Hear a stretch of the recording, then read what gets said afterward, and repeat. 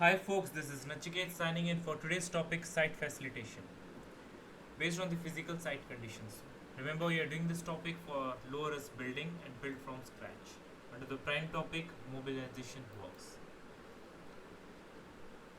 So, going through our slide, these are the various types of site facilitation, that is outhouse, water source, power source, raw material mobilization. Okay,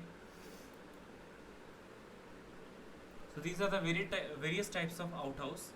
You can see brick plus tin combination, then bamboo plus tin combination, a prefab condition, then precast plus tin combination. Okay, so among this, the various kind of things, there is no such affordable and non-affordable thing.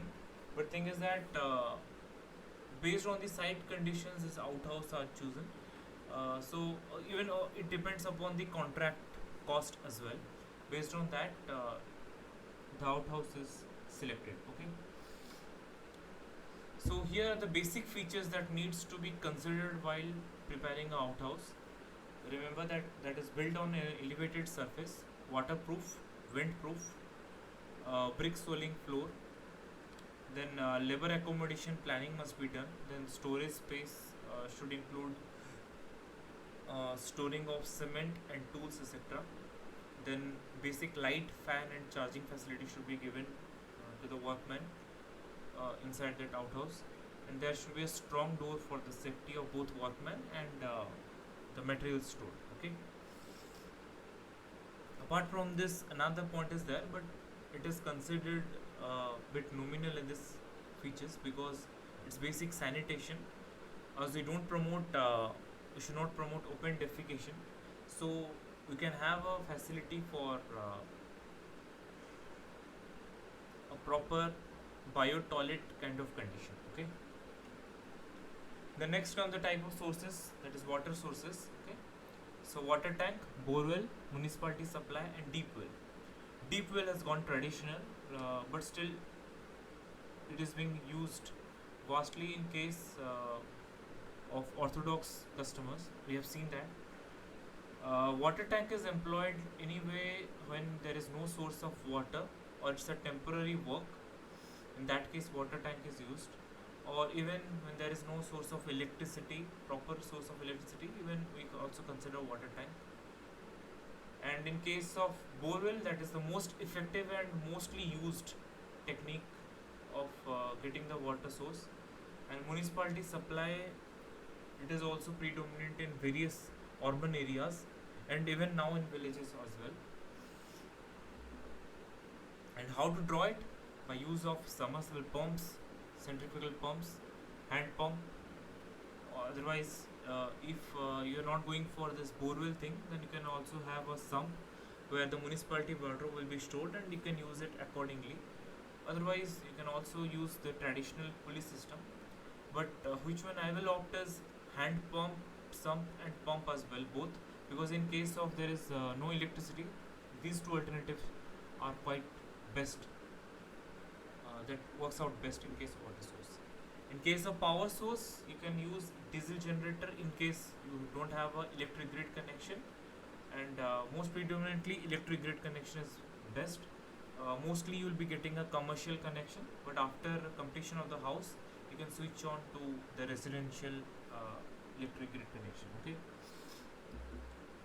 Then is raw material mobilization, and the basic raw materials, that is cement, TMT steel, river sand aggregate, then red flash bricks maybe. Okay.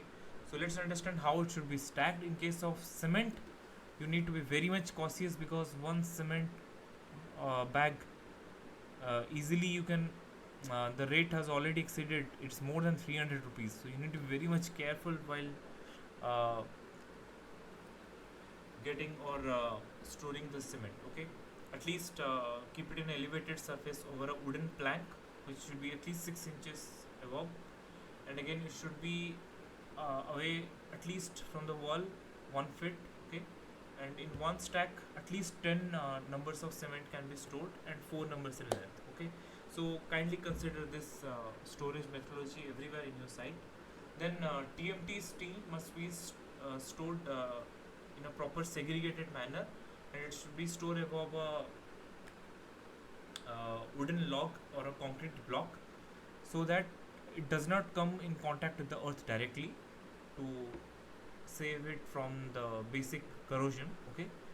And in case of river sand aggregate, I didn't find out a very good picture out from my sites. This is a very concern about our site storage, where the river sand is being stored maximum time. Due to rain, our sand washes away from the site. Okay, it just overflow over the roads.